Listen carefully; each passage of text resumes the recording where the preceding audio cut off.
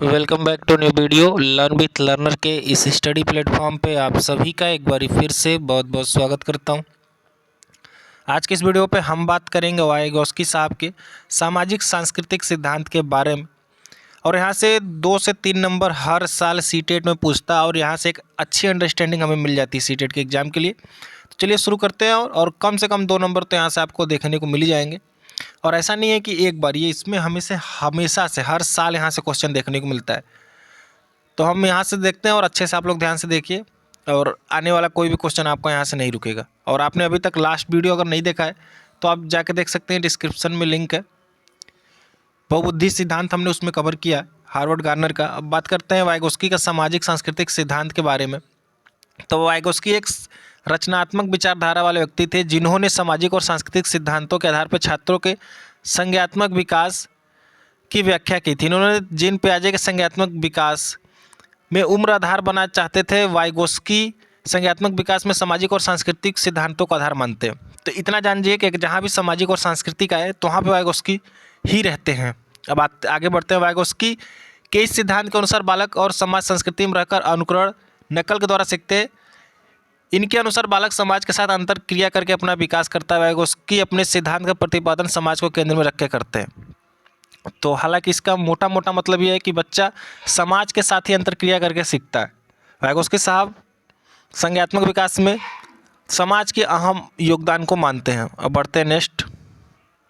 Vygotsky के संज्ञानात्मक विकास में सामाजिक अंतर क्रिया, भाषा, संस्कृति को महत्वपूर्ण स्थान देते हैं। संज्ञानात्मक विकास के 3 आधार होते हैं, अर्थात वे अपने सिद्धांत की संपूर्ण व्याख्या इन 3 आधारों में करते हैं। हालांकि आप लोग पहले पढ़े होंगे, लेकिन हम एक बार फिर से इसको अपने आसान भाषा में समझा देते हैं आपको, क्योंकि जितना आप आसान भाषा में समझे रहेंगे सीटेट में क्वेश्चन उतना अच्छा से बनेगा। क्योंकि सीटेट अब फैक्ट पे नहीं आ रहा है, अब अंडरस्टैंडिंग ही आपको सीटेट क्वालिफाई करा सकते हो। लास्ट ईयर के एग्ज़ाम का आप लोग रिजल्ट देखे होंगे कि जो लेवल 2 था उसमें मात्र 1 लाख लोग पास हुए हैं। तो कहीं इनकी अंडरस्टैंडिंग डेवलप करना बहुत ज़रूरी है। रट के जो होता था वो काम ख़त्म हो चुका है। तो सोशल इंटरेक्शन, सामाजिक अंतरक्रिया पहला है इनका।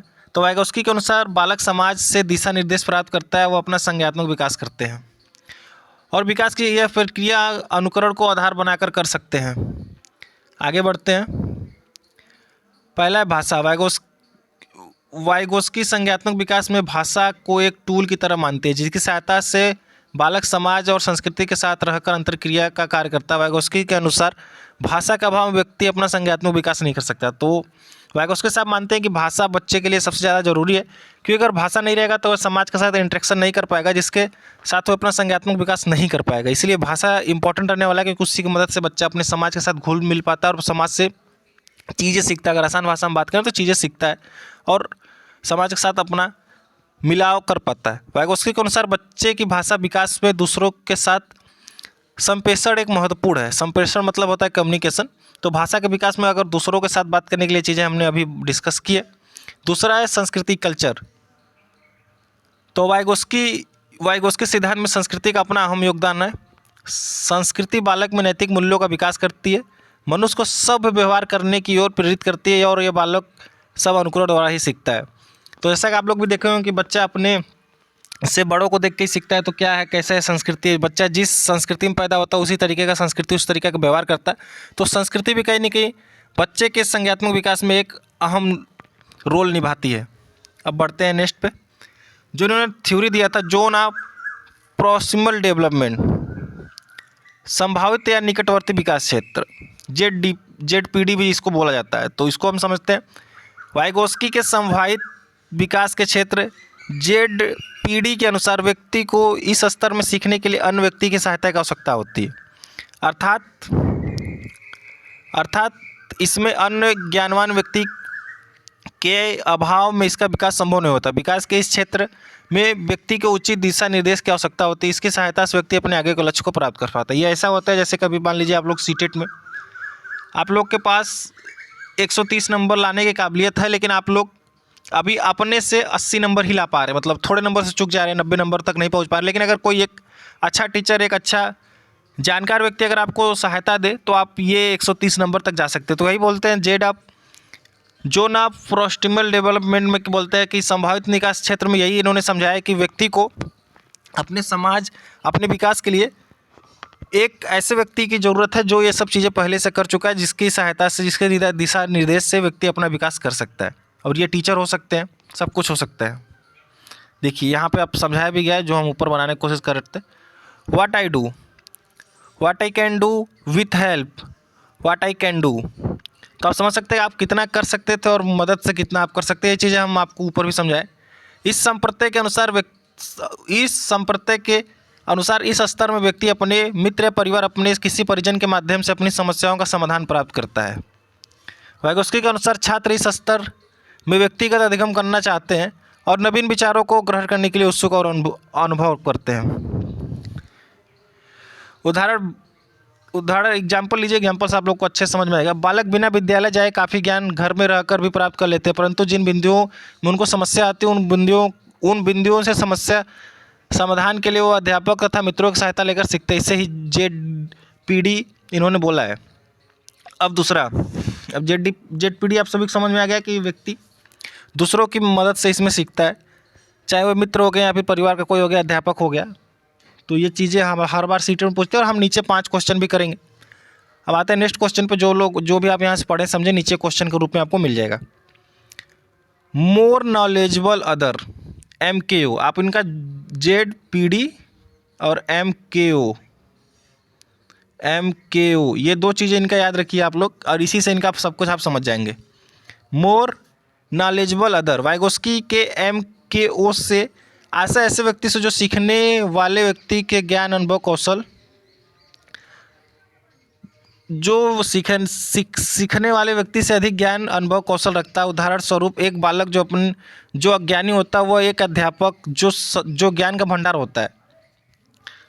ऐसी स्थिति में सीखने वाला व्यक्ति सर्वोत्तम संज्ञानात्मक विकास, कंक्रीटिव डेवलपमेंट कर पाता है। वाइगोस्की के सामाजिक सांस्कृतिक सिद्धांत के अनुसार अगर सीखने वाले में सिखाने वाले से अधिक बुद्धि होगी या समान बुद्धि होगी तो ऐसी स्थिति में बालक संज्ञानात्मक विकास भली भांति नहीं हो पाएगा। तो इनका जो आसान भाषा में है कि जो सिखाने वाला है उसके पास सीखने वाले से अधिक बुद्धि हो, तभी बालक का संज्ञानात्मक विकास अच्छे से होगा। अगर दोनों में समान बुद्धि हो या फिर कम बुद्धि हो तो जाहिर सी बात है कि इसमें जो विकास है वह समान नहीं हो पाएगा। समान शब्दों में बालक का संज्ञानात्मक विकास करने हेतु सिखाने वाले व्यक्ति के पास सीखने वाले व्यक्ति से अधिक ज्ञान होता है। इसी को वाइगोस्की ने मोर नॉलेजेबल अदर कहा है। जैसे कि ऐसे समझ लीजिए कि आप अगर शुरू में साइकिल चलाना सीखते हैं या फिर कोई भी काम सीखते हैं, तो जैसे साइकिल चलाना अगर आप शुरू में सीखते हैं तो कोई ना कोई ऐसा व्यक्ति लेकर सीखते हैं जो पहले से साइकिल चलाना जानता हो। तो आपको पहले पीछे से पकड़ के हेल्प करेगा, फिर आप चलाएंगे, फिर पूछेंगे कि आप पीछे से मदद कर रहे हो, बोलेगा हाँ अभी कर रहे हैं, लेकिन कब वो आपका मदद छोड़ देगा और कब आप अपने से चलाने लगेंगे पता नहीं चलता। तो कोई ना कोई आपसे ज़्यादा एक्सपीरियंस व्यक्ति रहेगा तो आपको सीखने में ज़्यादा हेल्प करेगा। इसी को कहा जाता है more knowledgeable other. I hope ये चीज़ें आपको क्लियर हो गई होगी। अब हम पढ़ते हैं ढांचा। वाइगोस्की के अनुसार बालक को सिखाने के लिए एक ढांचे की जरूरत होती है, अर्थात एक ऐसी सीढ़ी जो उसे अधिगम के शिखर तक ले जा सकती है, जिस शिखर पर पहुंचकर अपने अधिगम के अंतर्गत आने वाली समस्याओं को समाधान कर सकता है। इसे कहते हैं स्पेट होल्डिंग। बढ़ते नेक्स्ट, वाइगोस्की के सामाजिक सिद्धांत की विशेषताएं। अब हम देख लेते हैं कि वाइगोस्की ने जो सामाजिक सिद्धांत दिया है उसकी क्या क्या प्रमुख विशेषताएं हैं। पहला, वाइगोस्की बालक के संज्ञानात्मक विकास के लिए समाज और संस्कृति को महत्वपूर्ण स्थान देते हैं। तो जितना भी हम पढ़ें उसका निचोड़ है ये उनकी विशेषताएं। अब बढ़ते हैं नेक्स्ट। इस सिद्धांत के अनुसार बालक के लिए सबसे पहले अधिगम होना जरूरी है। नेक्स्ट, इस सिद्धांत के अनुसार छात्र में संज्ञानात्मक विकास करने के गुण पहले से विद्वान होते हैं, लेकिन इन गुणों को बाहर निकालने के लिए सामाजिक संस्कृति का जरूरत होता है। जैसे कि आप लोगों के अंदर ये काबिलियत है कि आप सीटेट क्वालिफाई कर सकते हैं, आप टीचर बन सकते हैं, लेकिन इसके लिए एक टीचर की आवश्यकता होगी जो ये करेगा। नहीं तो इससे अगर आप अपने खुद से करना चाहेंगे तो अब कब तक होगा कोई नहीं पता। यही वाइगोस्की आसान भाषा में कहना चाहते हैं। वाइगोस्की बालक के संज्ञानात्मक विकास करने हेतु सामाजिक अंतःक्रिया, भाषा और संस्कृति को महत्वपूर्ण स्थान मानते हैं।